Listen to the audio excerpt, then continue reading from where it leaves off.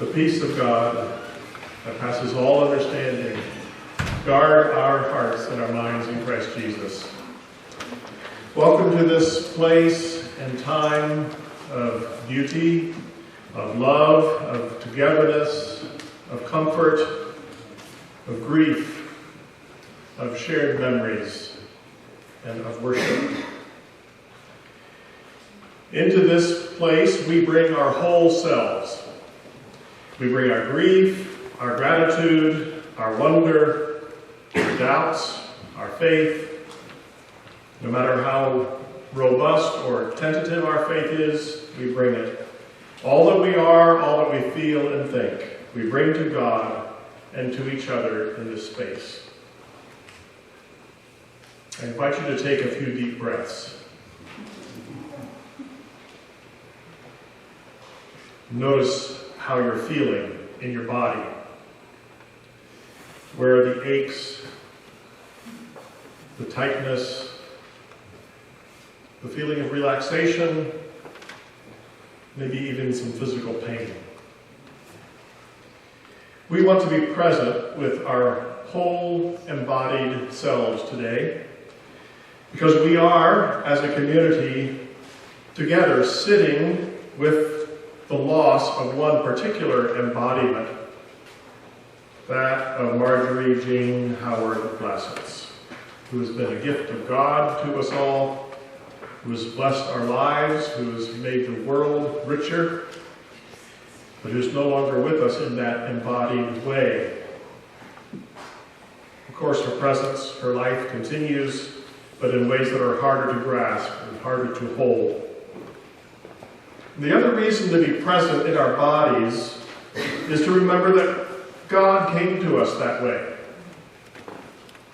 In human form, in the person of Jesus, and the same God is present with us now as we embody God's love and share it with each other and share it with the world around us.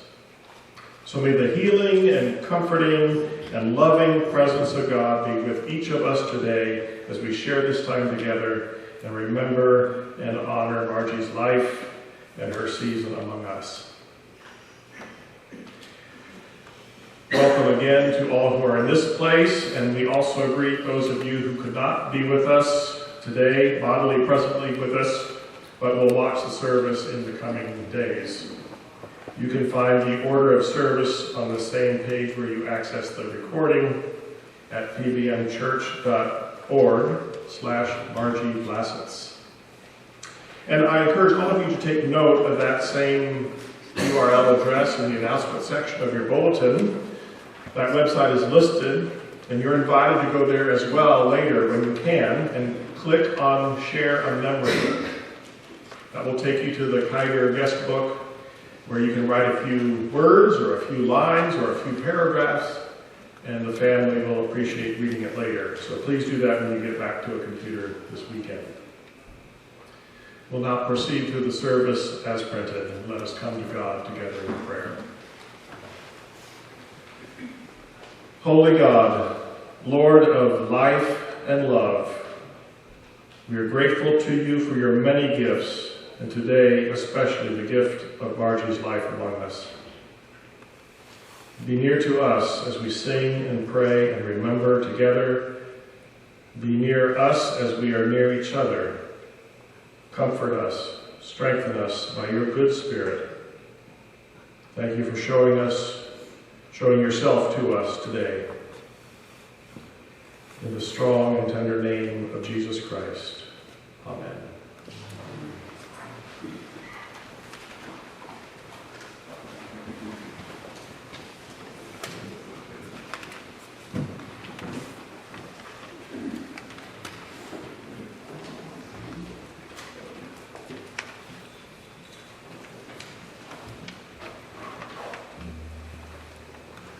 So during our rehearsals, we changed the timing a bit on this song, not much. And we added another voice here. He's a funeral crasher. No, not really. Our son, Nick. So we invite you to listen to the whole first verse and chorus, and then we'll bring you in on verse 2 and 3. And if it's not exactly our timing, it's okay.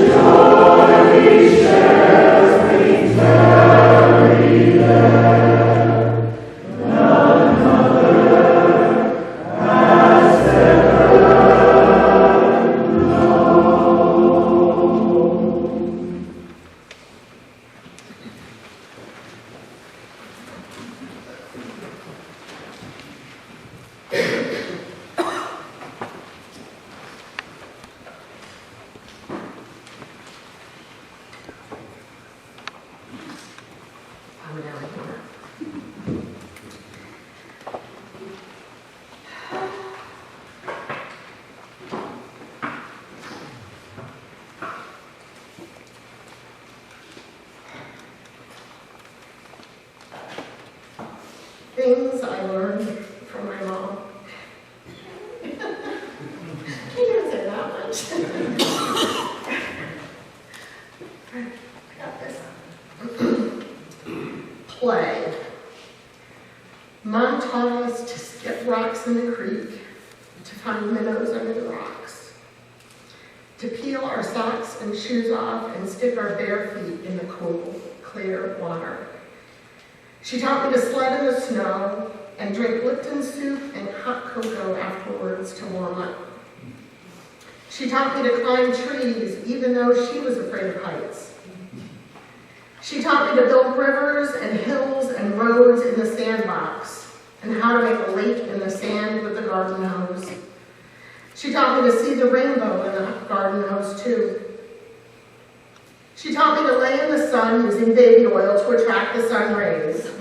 But I don't do that anymore because we all know that leads to skin cancer.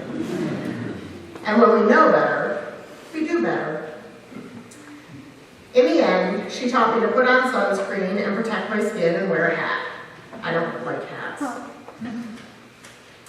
Mom taught me not to be afraid to try new things. Did you know that she learned to swim after we moved down here to Virginia?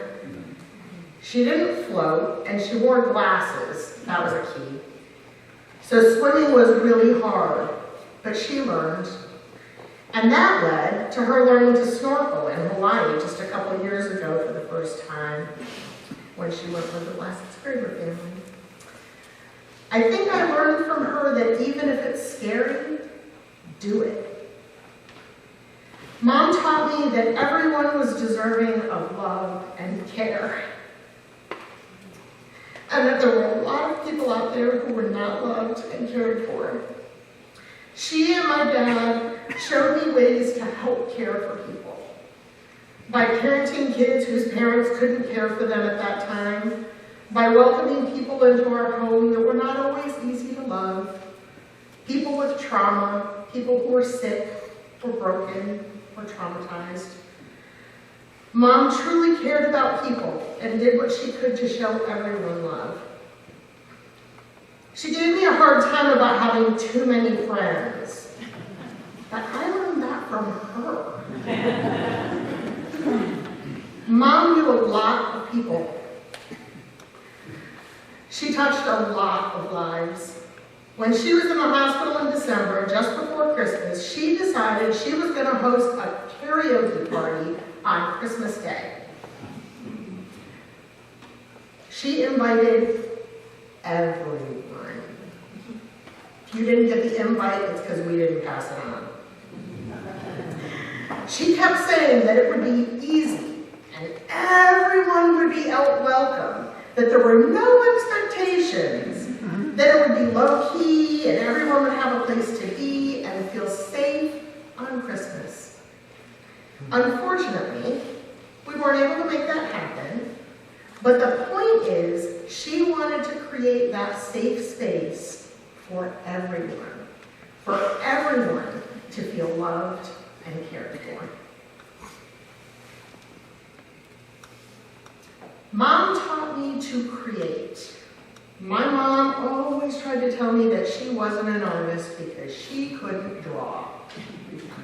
But my mother was one of the most creative, artistic people I knew. She sewed clothes and created her own patterns.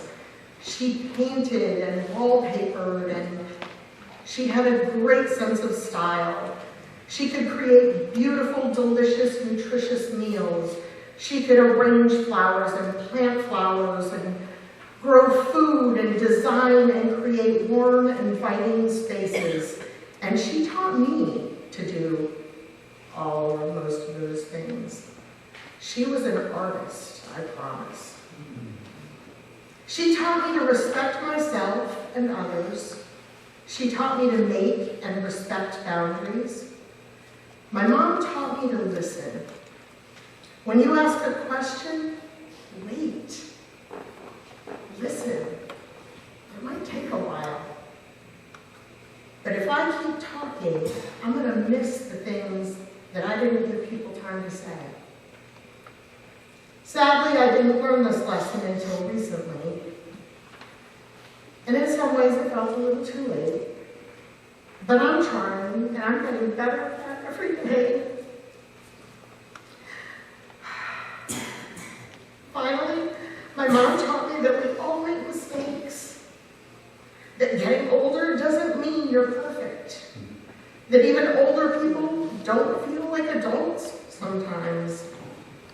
She taught me that the key is to set boundaries, to respect boundaries, to play, to work, to create, and to love.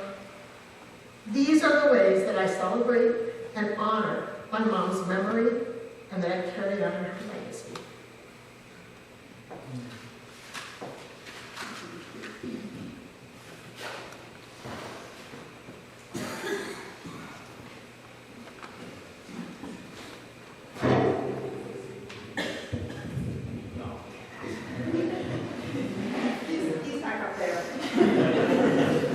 That's the eulogy that I wish I'd written. You're going to get this one instead. And I'm serious about that, Jenny. That was gorgeous. Thank you. She deserved that. You gave it to her, and that's nice. The reason I didn't give that eulogy is because I'm not really sure what the correct format for eulogies is. I've only given one before this. So I'd like to start off this one by listing all the ways that my mother, the dearly departed, utterly failed me when I was a child. That's normal, right? I'm doing this right? Well, I can't walk it back now. Number one, she named me Stacy. A girl's name which I wore with resentment and shame for 20 years. Because I was convinced that from the moment they met me, everyone I met would think I was weird, a girl, or both. Number two, it's a list. She was the only person who cut my hair for the first 16 years of my life. And she had no interest or care in boys' hair fashion. Number three, and I don't think we have any evidence of that up here, I'm grateful to see. Number three, she deprived me of a television, leaving me unable to converse with my peers about their favorite shows using their standard language and catchphrases. And number four, she purchased about half of my clothing from third-tier retail establishments, and she made the rest herself. Not an 80s thing to do. Thanks to her, the kids with season passes to ski resorts and summer homes on Keuka Lake had no reason to think that I was one of them. Thanks to her, the kids who only laughed at jokes borrowed from their favorite TV shows thought I was boring and out of touch. And thanks to her, I was beneath the interest of the kids who were clothing snobs and slaves to fashion. And it really bothered me. Without giving it a second thought, she totally deprived me of the love and affection of the snotty and the superficial, the supercilious and the snobby, the mean and the popular. And I resented it. Instead of feeding my desire for social acceptance and the respect of prideful jerks, my mom took me to a weird church full of weird people. A bunch of kind and well-meaning pacifists from across the social and economic spectrum who showed love to me only on the basis of my status as a child of God, instead of on the basis of my value as cool or cute or rich or smart. Darn her. Instead of bringing me into the company of the powerful and acceptable, she brought me into the company of vulnerable foster children. Whom she had the temerity to offer the same comfort and care and discipline that she gave to me, who she taught me to love with the same love that she had for them.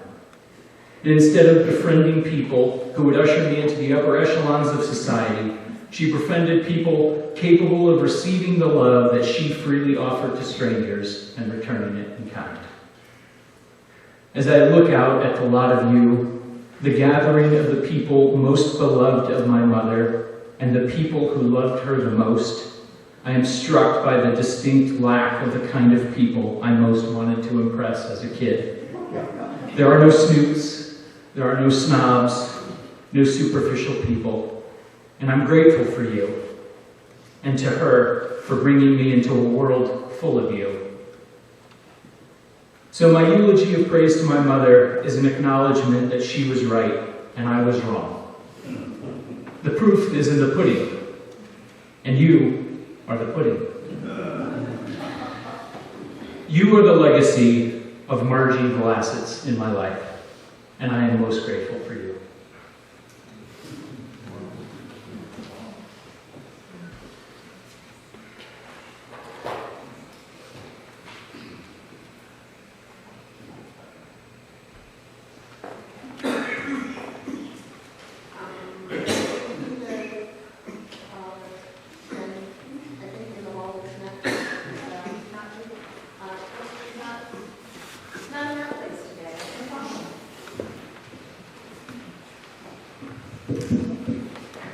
Hello.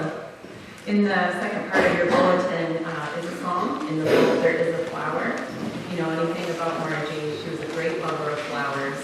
And it was wonderful today to drive here and see all the budding trees and flowers because she would love it so So please join me in singing this song together.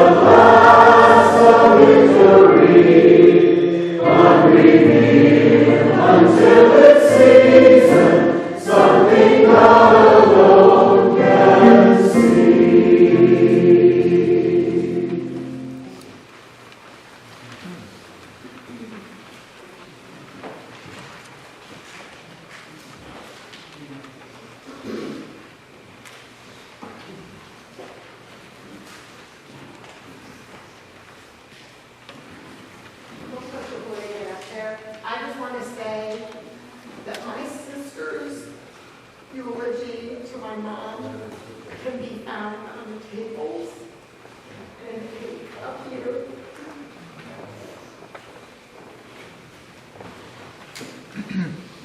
You know, I wasn't going to speak, but this morning when I had some time thinking, what can I say about Margie? I'm Paul, her brother, and I'll read this. Margie often talked about meeting people in her B&B and in her travels from all over the world. She was excited about and accepting of the diversity of people, cultures that she encountered. Within her own extended family, she had her arms open to whatever it was that made them who they are. There were rough patches, to be sure. Life is complicated. But at her core, she was committed to understanding and embracing the unique qualities of each individual. Her heart and her home were always open, a true testament to her spirit of inclusivity and acceptance.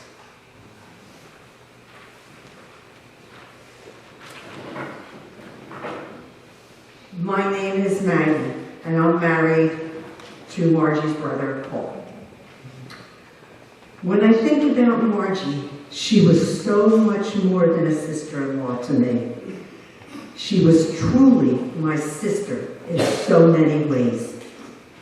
I shared things with her that you would only do with a sister.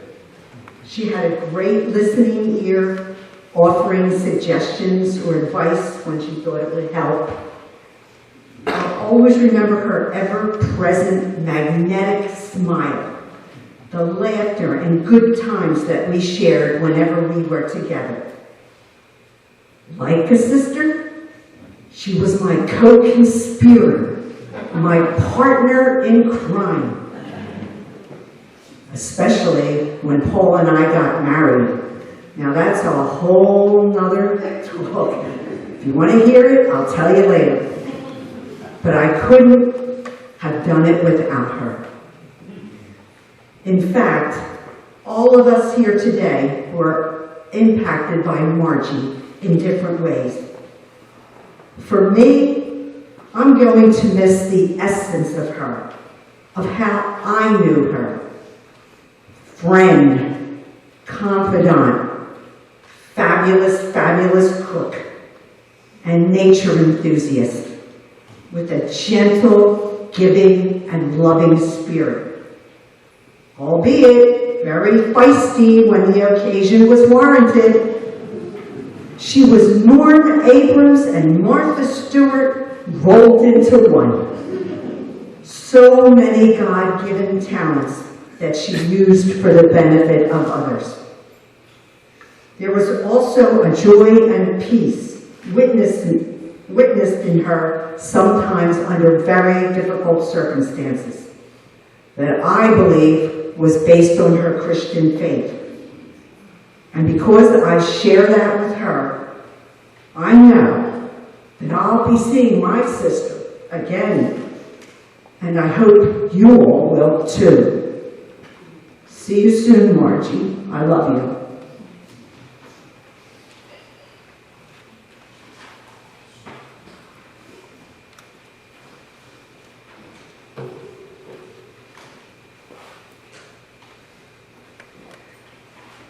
So I grew up with Margie because Margie's my sister. And on a farm, you must do everything. There isn't anybody to call to help to do something. There's no bakery nearby to go and buy something. So you learn to cook by watching Mom. Margie always stayed in the house and helped Mom. And I always went outside and helped Dad, because I was the oldest, so I drove the tractor and so forth, while Margie was being trained to be a great homemaker. And somehow I learned to cook too, by watching. Margie and I really had a lot in common. I wish I had lived closer, but I live in Los Angeles. Because Margie and I seem to really have a lot in common. I even did Airbnb. I had 10 apartments that I had to clean and get ready for the next guests that came from around the world. And meeting people from all over the world was really wonderful, as I'm sure she experienced too.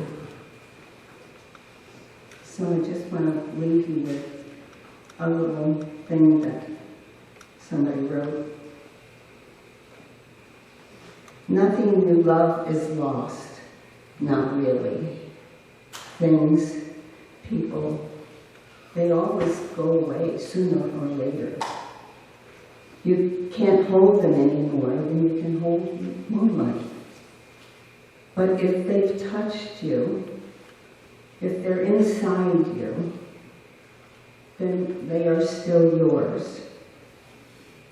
The only things people really ever have are the ones that you hold inside your heart.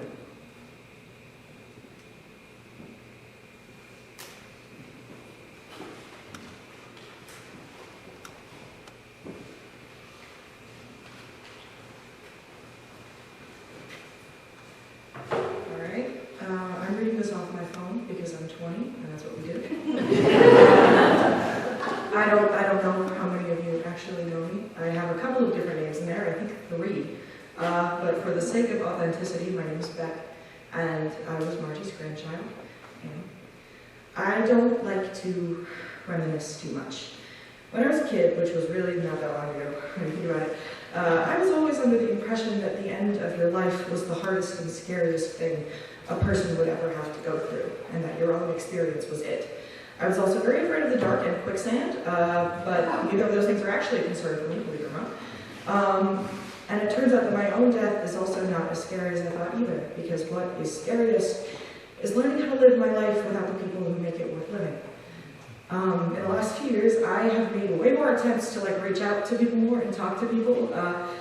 and really appreciate being there, because once I started to get old enough to witness all of this insane, drastic change around me, I began to understand how fleeting it all was, how short a year is, how short a lifetime is.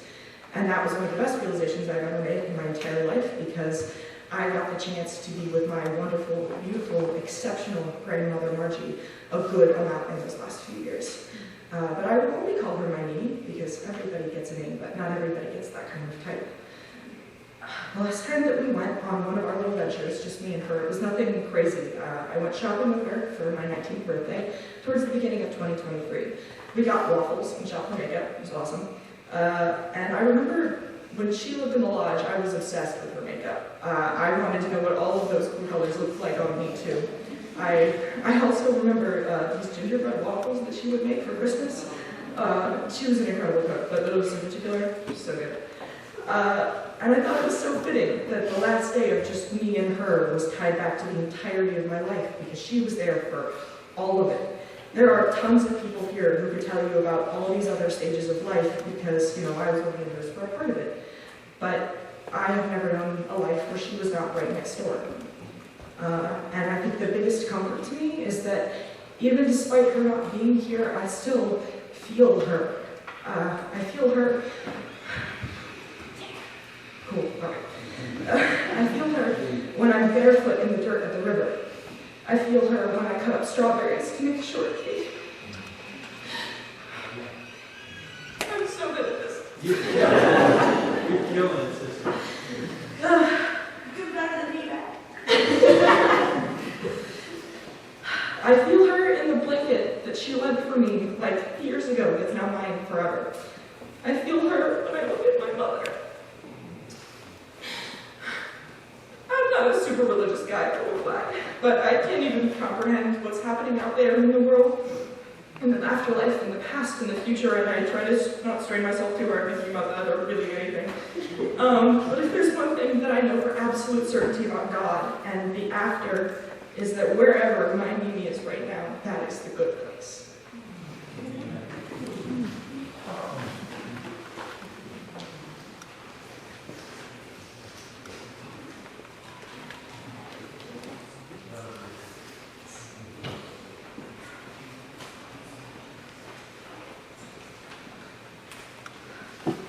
Hi, my name is Florence Sadler, and I've known Margie for 48 years. And I'm going to start out with a story about me, Stacy. I first met Margie at the Layton's house. My oldest son, Matt, at the time was 4 months old. And Jeannie was going to be my babysitter when I went back to teaching. So I get there, and there's this bombshell of a 4-year-old. And he is slamming the ball on the floor, very close to my son, who is laying on the floor, my precious firstborn. And I'm there in horror thinking, my baby is surely going to die. I don't know if I can have Jeannie be his babysitter, because if this kid is going to be around, he'll never make it. And then I turned and I looked. You're going to hear some recurring themes here, but that smile, that captivating smile, nothing can replace that smile. Well, we did have Jeannie as a babysitter, and consequently got to know the Vlasits. And as Matt would say, they were our chosen family. You have your given family and your chosen family. And my 3 kids didn't have cousins that were close in age. So Janine and Julie and Stacy and Twyla and Katrina, they were their cousins. And we put up with each other. You've heard this word already, and the word is acceptance. Margie was one of the most accepting people I've ever known. Now, one of the things she would often say, and I would think, well, that's quite trite. Matt is just being Matt, or Julie is just being 4. And I'm thinking, well, that's pretty generic. But I think about it now, and I think that's pretty profound. Because in those words, Matt's just being Matt, Stacy's just being Stacy. She was saying, I'm accepting that person for who they are. My husband was a piece of work. And he would love to tease and banter and tell the corniest jokes. And Margie would put up with it to a point, and then she would just say, oh, Dale. And I could just hear her saying, oh, Dale. But we never doubted that she didn't accept and love him. She loved him for who he was. She accepted me when we didn't agree. There was a time in the 80s where we went through a very unique religious experience. And Margie was quite bothered by the rigidity in which we were living and the way we were raising our children. And she told me. And I may not have agreed with her, but I never doubted that she didn't love me. I knew she still accepted me, even though we didn't agree.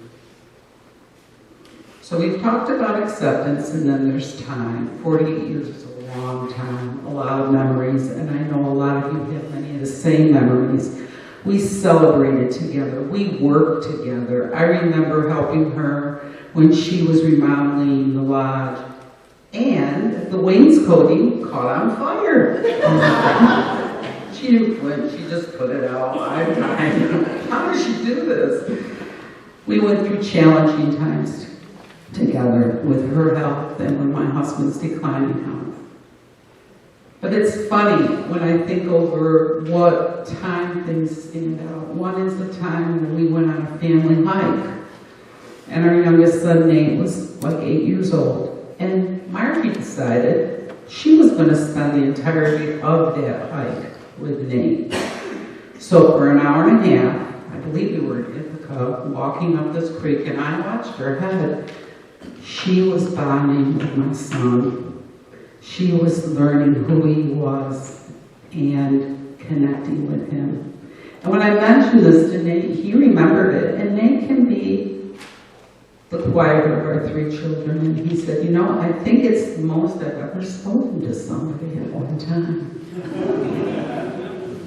But as a mom, that just meant so much to me to know that she would take the time with my son and getting to know him. I also remember some of Margie's final days. When she was at UVA Hospital, she was in the newer wing, but she had a beautiful view of the mountains. And we got to watch a beautiful sunset in the fall.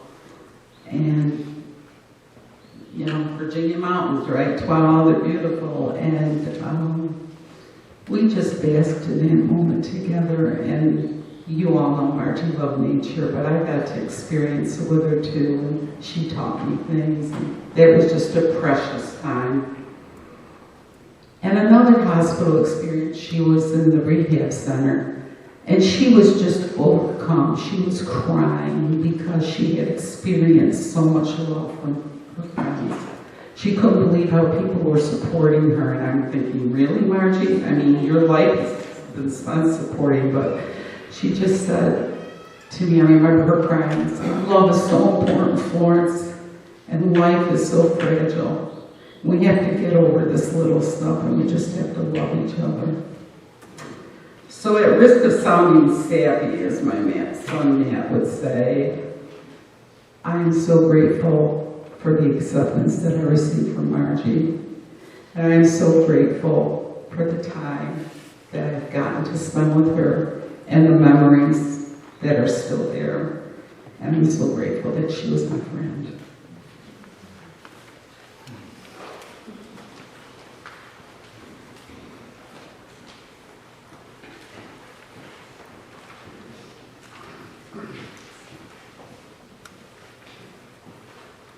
Hi, lots of recurring themes here, Florence.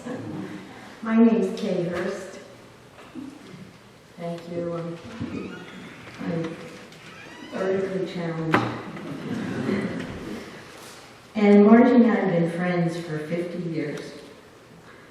We met when we were in our 20s. We were very, very young. Even before I had kids, and I loved watching her with hers.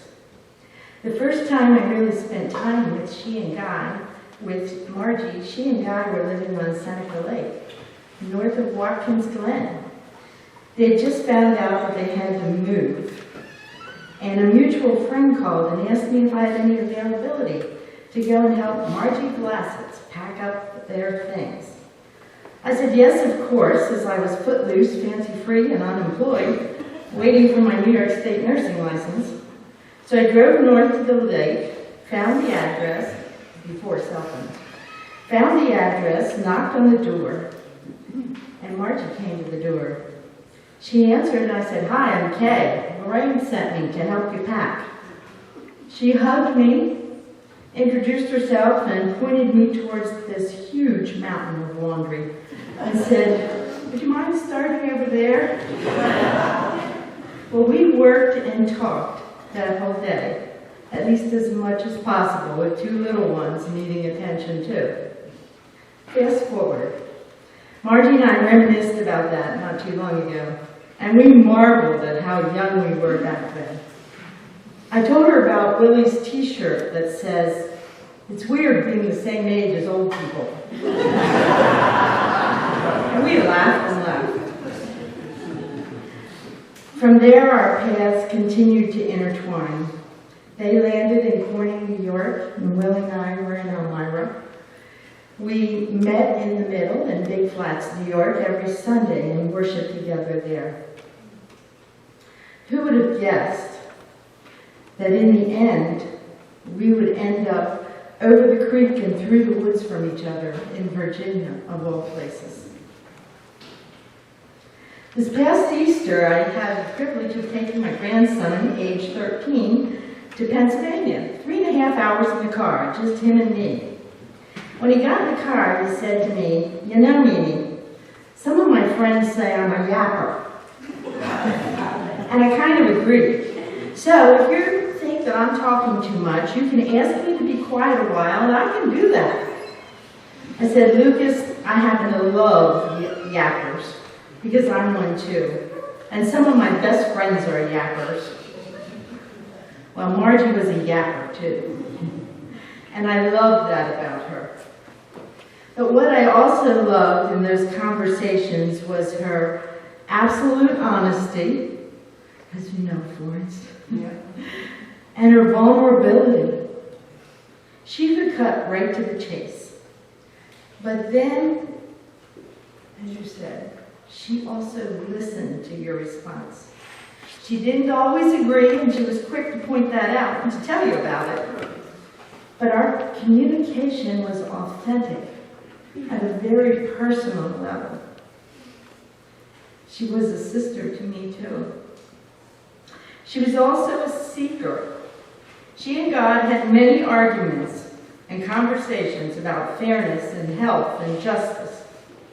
She was always longing for a closer walk with God, whatever that meant. Last fall, she gave me a book entitled The Grace in Aging, Awaken as You Grow Older. She suggested that we read it together, but we ran out of time. Which reminds me, don't wait for time when you have those thoughts. Visit that friend, make that call, reach out when you feel that need. And yes, ask those questions and have those conversations while you can, because time is not a guarantee. Lastly, as many of you said, I will miss Margie's smile and her positive attitude in the face of adversity. That positive attitude was her coping mechanism.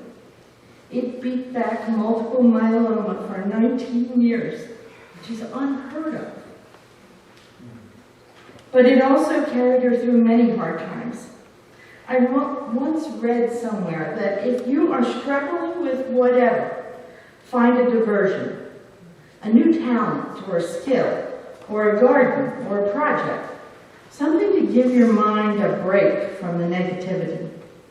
And I saw Margie do that again and again. Her creative gifts sustained her many times.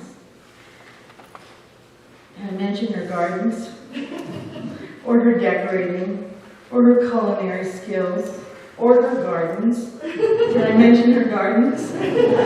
Or Ben's sandbox. Even in the hospital at UVA in December, she was talking about that Christmas karaoke party with everybody that came in the room. But it was something good for her to focus on. And that's a lesson for all of us.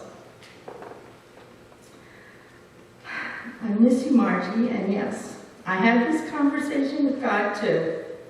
I tried to talk him into one more springtime, just one more springtime. I had to talk about those gardens, but he didn't agree.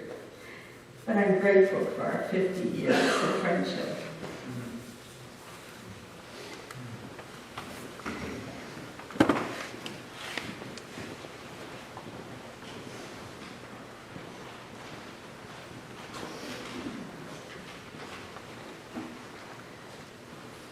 So we didn't realize that we got the wrong message.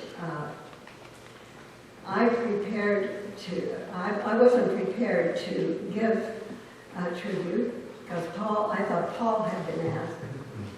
So you're getting 2 for 1. Margie was a partner in crime and fun and games.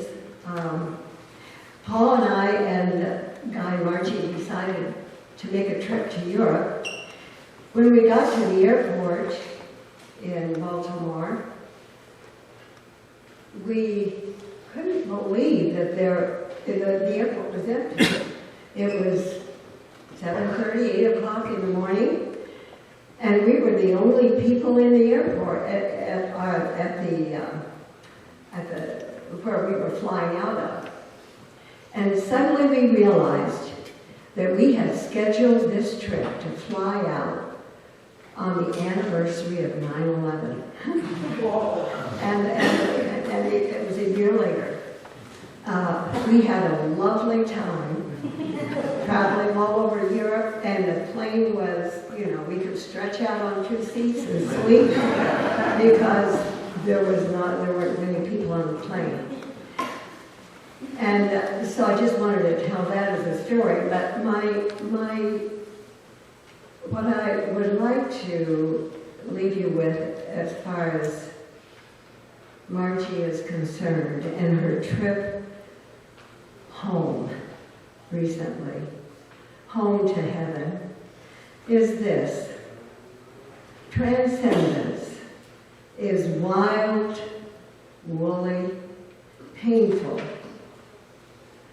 And Margie, with you and yours, it's been authentic and therefore holy ground. My experience was working with Margie as a fellow employee with Choice Books, and I was a director, and she was hired as a projects coordinator shortly after they moved to Virginia. And I just showed this as one of the examples of something that she helped produce. I knew she did. Margie was part of Choice Books during a significant time of growth at that time, and she was always a positive and supportive person with helping us with decisions we had to make. She was a team player, always had a big smile on her face. I heard that also from others who were working with us at that time. We have been good friends with Guy and Margie over the years. I mentioned the trip to Europe that we made together. And so we've known each other. That was 20 years ago when that happened. And we've shared meals and evenings together since that many times. And we plan to maintain our friendship with Guy and with Guy and Margie's children as well. So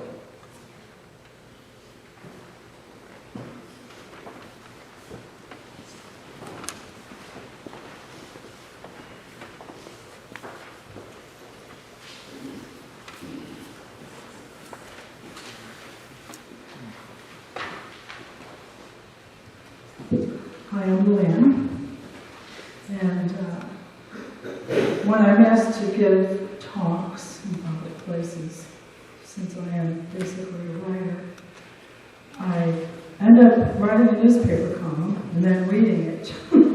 So that's pretty much what I've done. In the distance from my bedroom window in Mount Sydney looms the Mennonite Mountain, and for years I have felt comforted that at the foot of that mountain is my good friend Margie. For the last few weeks since her death, it's become a reminder of her absence.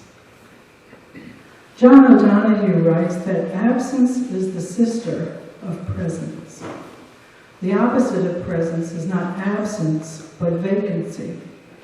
Vacancy is a neutral, indifferent, inane, blank kind of space, whereas absence has real energy. It has vitality in it. And it's infused with longing. Margie loved celebrations. She brought people together anytime she had a chance. In a way, she brought us all together here today. So even in her absence, there's a sort of presence of her here. Margie knew, as many have spoken before me, she knew how to be a friend. She was a good friend to many of you here, and she was a good friend to me. I met Margie in my late 30s during a time of crisis, probably the lowest point in my life. She was introduced to me as a church counselor, and over the next few months and years, I learned that I could trust her at a time when I could not trust many people. She never judged me or told me what to do. She didn't give me any pat answers and send me on my way.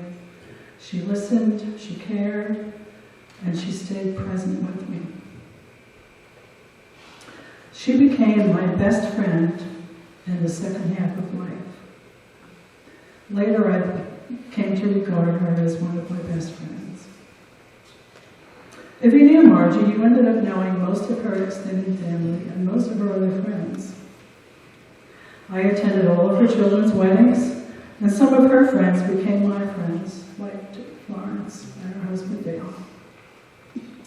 She cared about my family, each member of my family. She would ask about my name on a regular basis. Of course, Margie loved flowers and plants, but gardening was not an interest that we shared. I love flowers, but I don't like messing with them.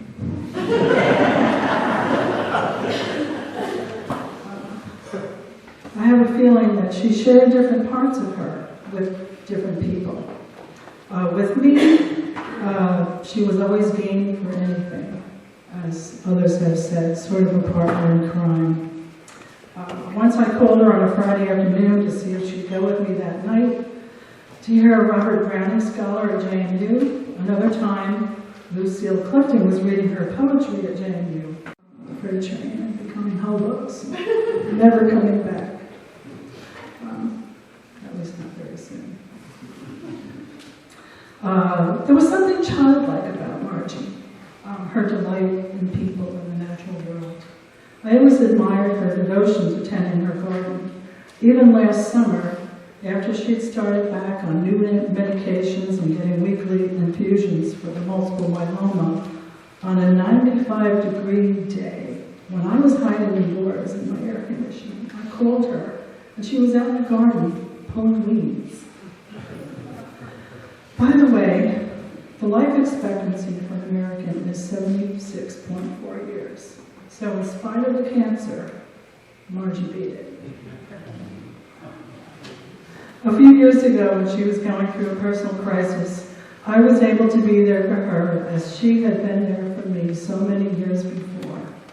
During that time, we shared our faith and a lot of our doubts. One day, she forwarded this email to me from the writer Frederick Buechner. In returning and rest you shall be saved, says God through the prophet Isaiah. In quietness and confidence shall be your strength. Our faith and our doubts are all part of each other. We return to our deep strength and to the confidence that lies beneath all of our misgivings. The quiet there, the rest, is beyond the reach of the world to disturb. Though she is now beyond my reach, every time I think of her and wish for her presence, my heart travels along a path of longing to wherever she is.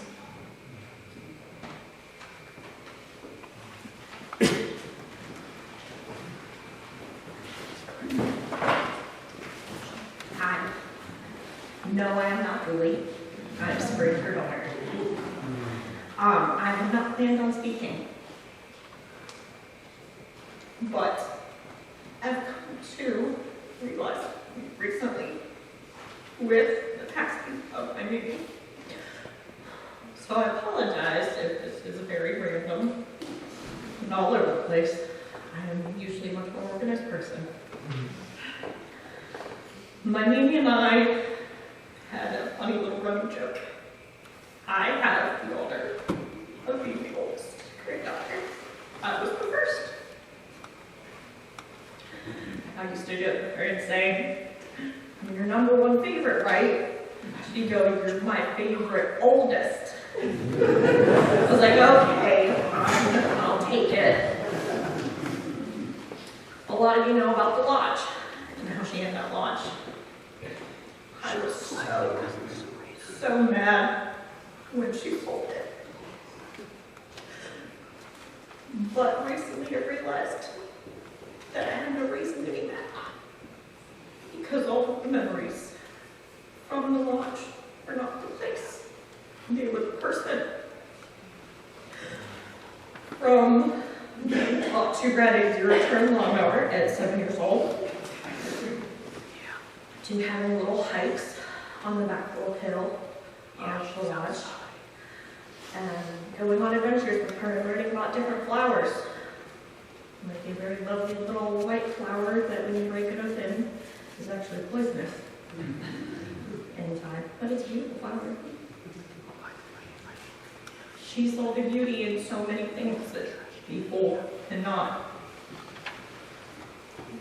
One very specific thing are spring beauties. They're a weed. They randomly grow in the yard and you mow them. Don't think anything of it.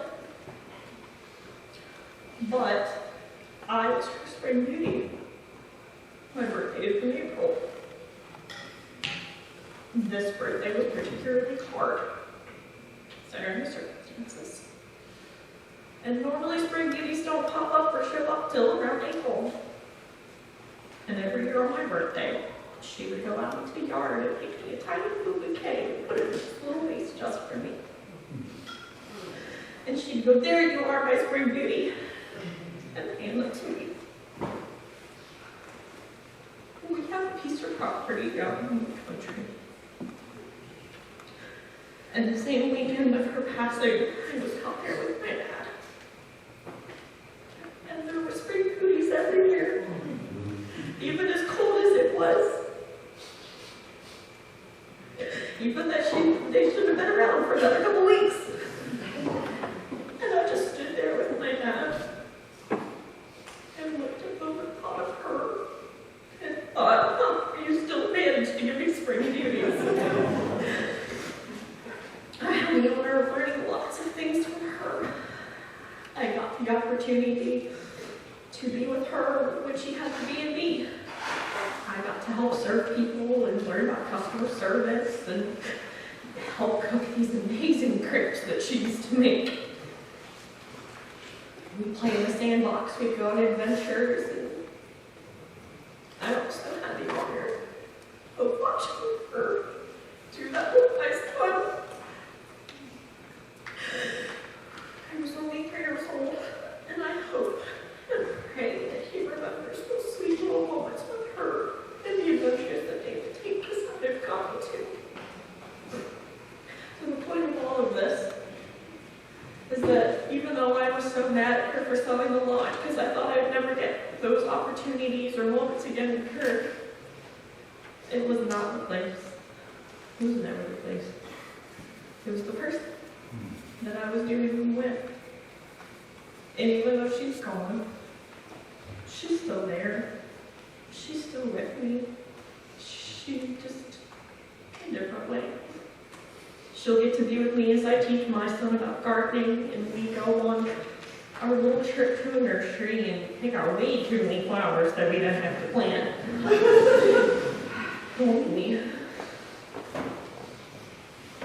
I love her and I will always love her, and I miss her and I will always miss her. None of those things will change. The pain will never go away, but it'll turn into something different. And those memories will still be there even though they weren't as large. Yeah, that's it.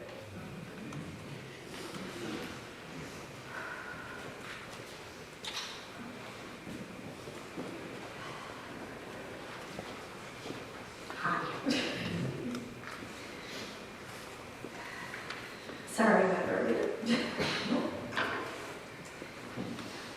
Bravery is not the absence of fear. Bravery is being afraid, being fearful, and getting up and finding a way through and doing it anyway. If you're brave. My mother taught me a lot of things, like so many, a lot of different things, many gardening, cooking, love, all of it. I had a bit of a difficult early education. My mother was an early education major in college. But my first years in school were not fun. My first year in school was not fun. But my mom taught me that bravery is not being afraid, but again, getting up and doing it anyway. And that continued through my life in her demonstration of bravery to me. She was one of the bravest people I know. It doesn't mean she wasn't afraid. Doesn't mean that she wasn't broken. Doesn't mean that she didn't make the wrong choices sometimes. But she taught me that being brave is going through all of those things and then getting up and doing it anyway. Loving anyway, accepting anyway. I am the youngest of three. But I did things a little backwards because I have to be me. And so I had children first. Sabrina's my daughter. There's a little bit of a resemblance. We might have some similar personality traits, maybe. But because of that, I got something with Margie that nobody else did. And I hadn't thought of it until one day she said to me, Julie, do you know how grateful I am, how special it is, and that I never thought I'd get the opportunity to grandparent with you. My grandson then, Sabrina's son, in the last year of her life, in the last months, in the last days, the sun rose with that little boy for her. Just like it had for so many other little kids, her children, her adopted children, her collected children. Mom collected people, all of you.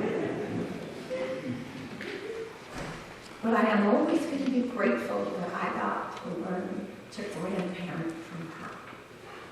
I got to learn to parent from her too. I'm always grateful that she taught me how to be brave enough to do that too. She taught me how to be brave enough to go to school.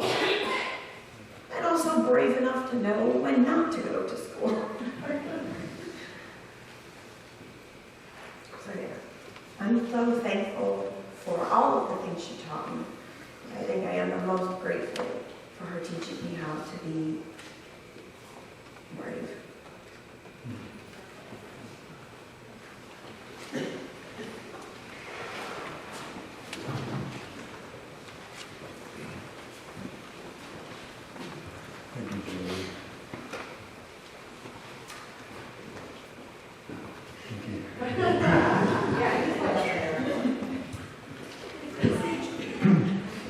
So I'm Harold.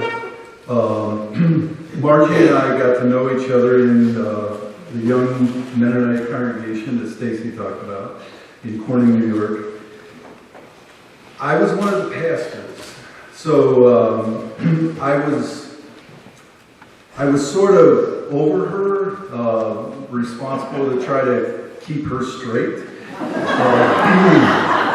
That was 45 years ago, but I was 24, so good luck. Meanwhile, Margie had a role over me for 3 years until I got married. I was part of a voluntary service unit that was associated with the church there. And Margie was the one in the church supervising the VS unit. As the obituary says, she was the VS coordinator. I'm not sure how good I was in my role, of course, but she did very good in her role over me as she helped place the VSers in various community service jobs. I don't remember any murmuring among those that she supervised. The young adults enjoyed her. Margie would want me to continue what Stacy said in rejoicing in this congregation. Fascinatingly, it's one that grew out of long-term Mennonite disaster service, flood recovery work in Elmira and Corning. And this congregation fed us, nurtured us. There was a sense of vitality, of people who loved God, who enjoyed each other. Beautiful and very, very people, as Stacy mentioned. There were 3 elders when I came. 2 of them had been long-term MDS workers who had stayed in the area, and the other was God, who, by the way, to fit into the Mennonite ethos, called himself Guy Stoltzfus. True story, folks. Actually, he only did it once at a LMC workshop, I believe. He quickly shifted to instead making the case that Vlasits was actually a very good Mennonite name because over half of the Vlasits in the United States attended a Mennonite congregation. The one in Corning. Yeah. When I think of meaningful worship services in this young congregation, I think of Margie. One Sunday morning we were having communion and foot washing, but when Margie learned that a particular brother in the church was there, she didn't want to come in. This was a man who was helping her and Guy with some remodeling, and he had made a bigger promise than what he could keep.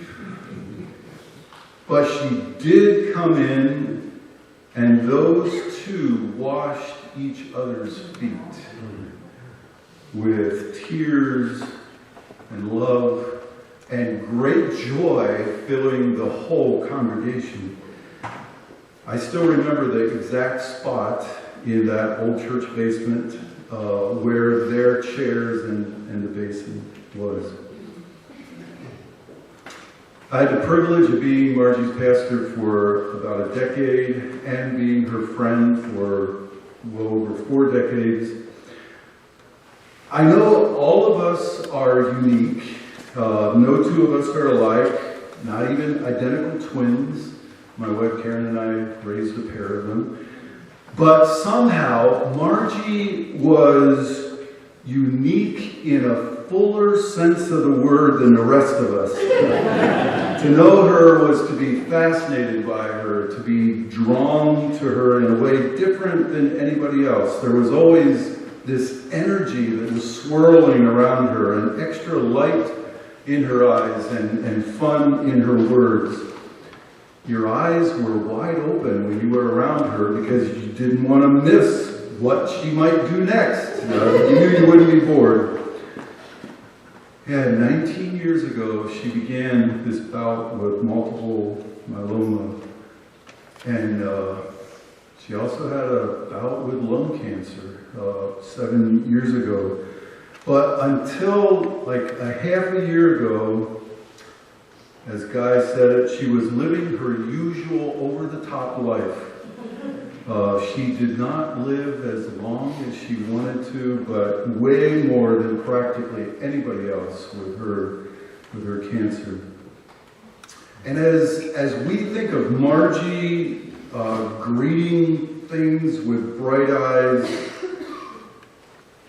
it's fun to imagine what is making her eyes sparkle now.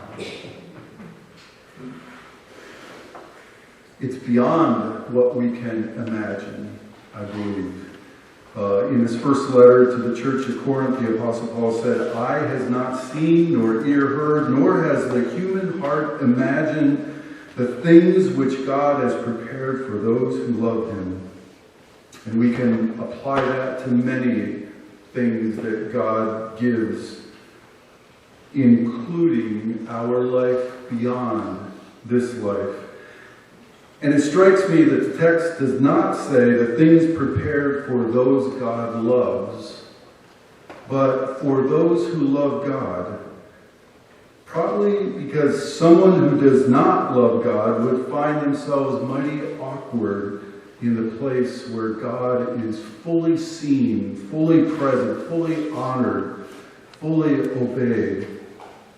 But hallelujah, as any of us, as we turn to God, want to come to God, God wants us to be there. And it's been fun through the years to see indications of Margie loving God, coming to God. I like what you said, Kay. She was always longing for a closer walk with God.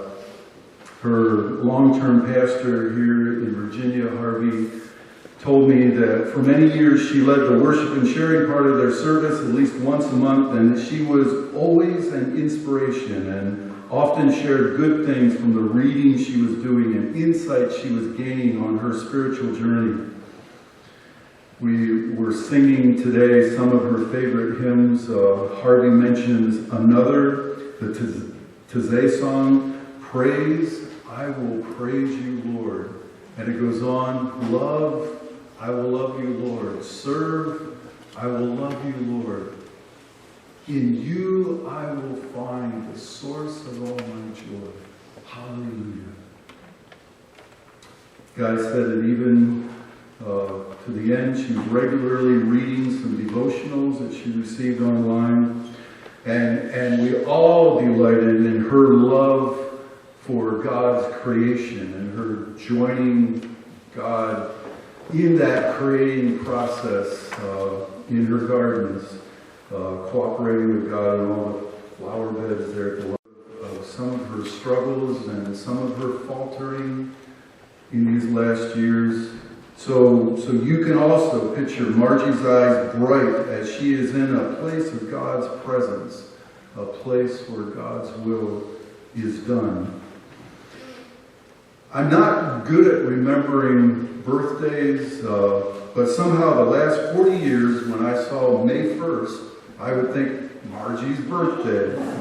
So this May 1st, in just 4 short days, when you all remember her, give yourself time to grieve your loss. And also, imagine what her renewed bright eyes are seeing.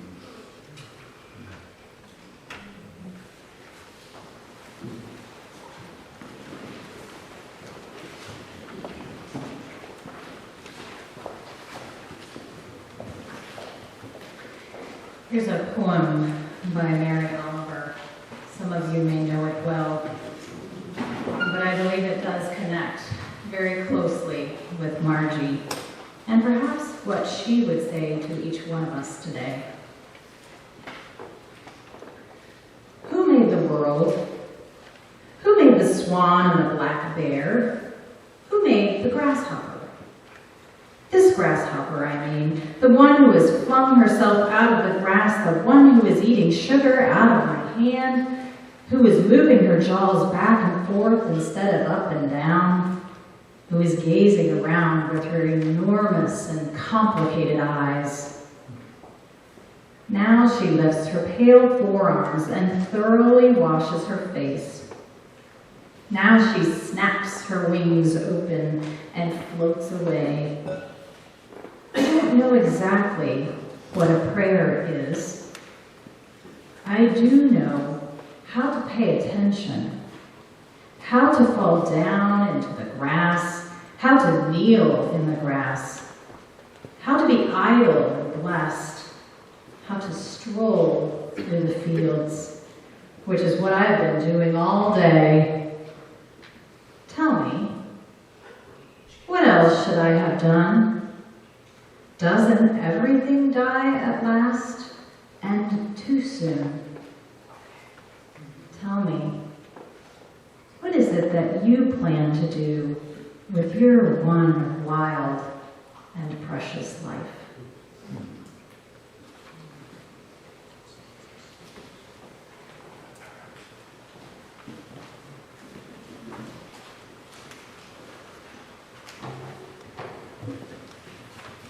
So many good and important words have already been shared. I will add only a few more that I hope will resonate and bring some thoughts together.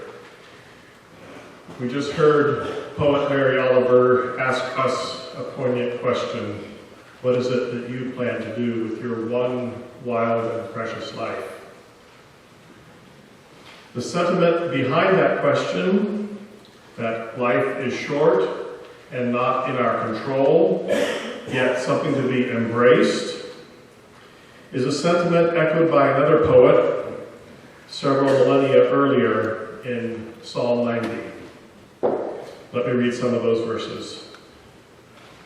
Lord, you have been our dwelling place in all generations.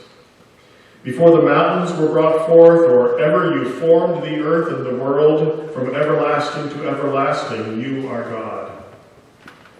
You turn us back to dust and say, turn back, you mortals, for 1,000 years in your sight are like yesterday when it is past, or like a watch in the night. You sweep them away. They are like a dream, like grass that is renewed in the morning. In the morning it flourishes and is renewed. In the evening it fades and withers. The days of our life are 70 years or perhaps 80 if we are strong.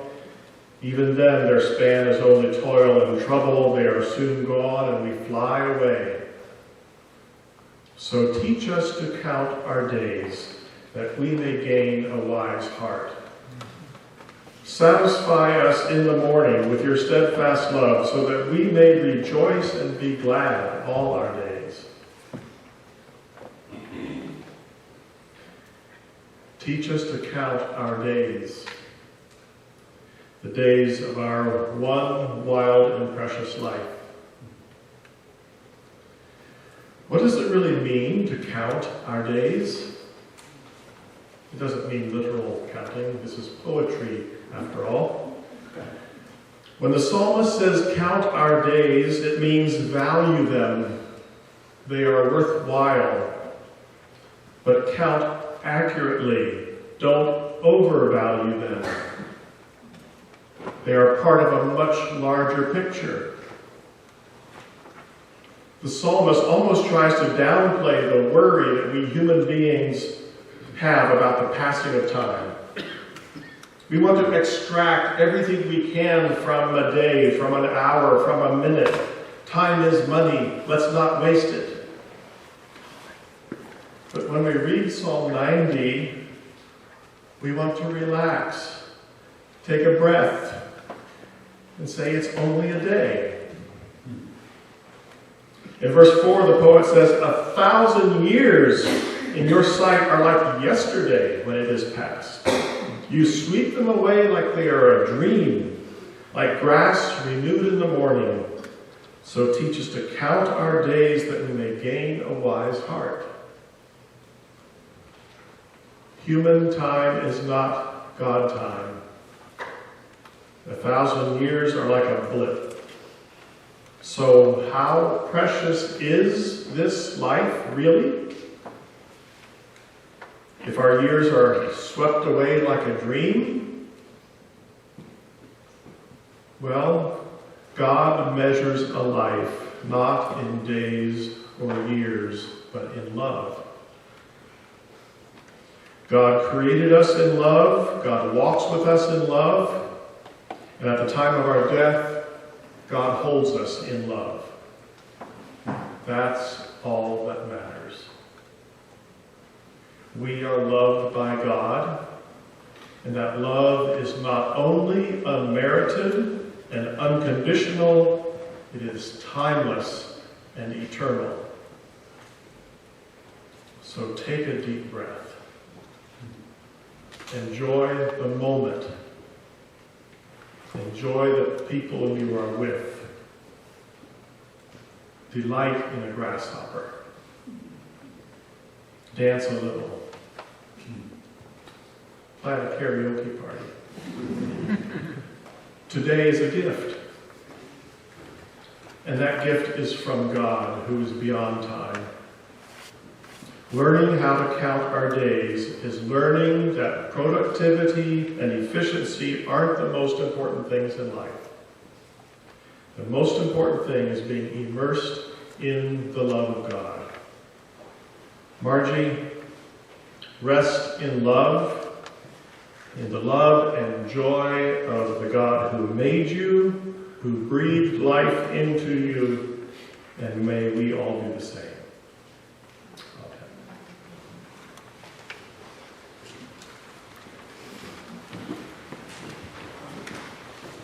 In your bulletin, there is a song, When Peace Like a River.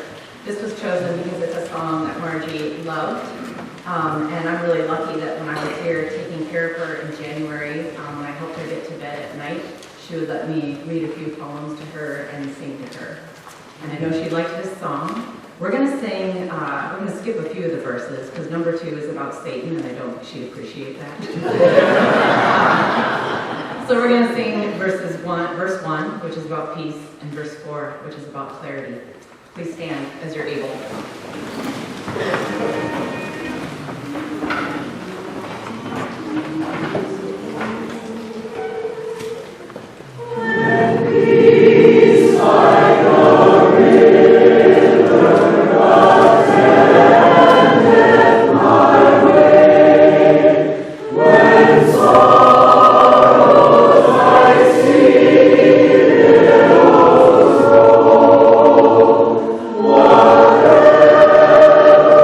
Water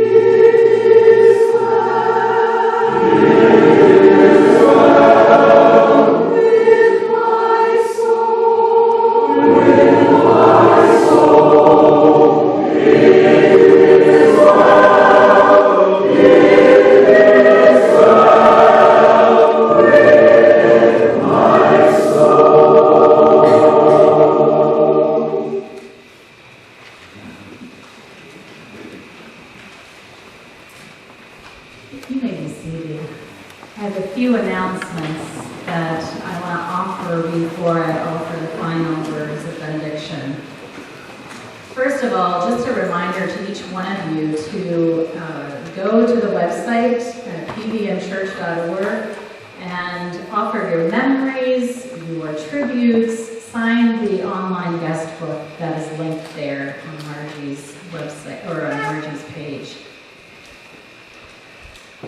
Secondly, a basket containing daisy seeds, as you've heard, Margie's love of gardening, is up here in the front.